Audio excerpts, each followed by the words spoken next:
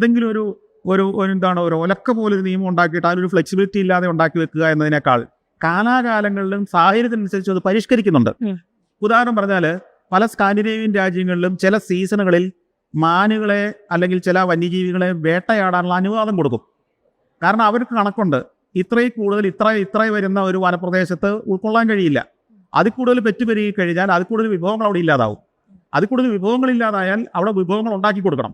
അവർക്ക് ഭക്ഷിക്കാനുള്ള വസ്തുക്കൾ ഉണ്ടാവണം. അപ്പോൾ മാന് ഇളന്നാമ്പുള്ള പുല്ല് വേണം, അതില്ലെങ്കിൽ പുറത്തേക്ക് ഇറങ്ങും. അല്ലെങ്കിൽ നാട്ടിലേക്ക് ഇറങ്ങി കൃഷി, പന്നിക്ക് ഈ പറഞ്ഞ കാട്ടുപന്നിക്ക് കാട്ടിനകത്ത് ജീവിക്കാനുള്ള സൗകര്യം ഇല്ലാതെ വരുമ്പോഴാണ് കിഴങ്ങ് തേടി ഇങ്ങോട്ട് വരുന്നത്. അപ്പോൾ അതിൻ്റെ എണ്ണം വർദ്ധിച്ചിട്ടുണ്ടെങ്കിൽ അവയെ കൊന്ന് ഉപയോഗിക്കാനുള്ള അനുവാദം കൊടുക്കും അത്തരം രാജ്യങ്ങൾ. ഇറച്ചി ഉപയോഗിക്കാം, അത് പെട്രോൾ ഒഴിച്ച് കത്തിക്കേണ്ട കാര്യമില്ല. അതെന്തൊരു യുക്തിരഹിതമായ കാര്യമാണ്. അപ്പം ഈ യുക്തിരഹിതമായ കാലത്തിന് നിരക്കാത്ത നിയമങ്ങളെ കെട്ടിപ്പിടിച്ചുകൊണ്ടിരുന്ന് വരട്ട് തത്വശാസ്ത്രവും പറഞ്ഞ് നമ്മൾ ഇനിയും ഉള്ള ശിഷ്ടകാലം പോകുന്നതിന് പകരം നമ്മൾ ചെയ്യാൻ പരാജയപ്പെടുന്ന കാര്യങ്ങൾ വിജയിച്ച നാടുകൾ എങ്ങനെ ചെയ്തു എന്ന് മാത്രം പഠിച്ചാൽ പോരെ.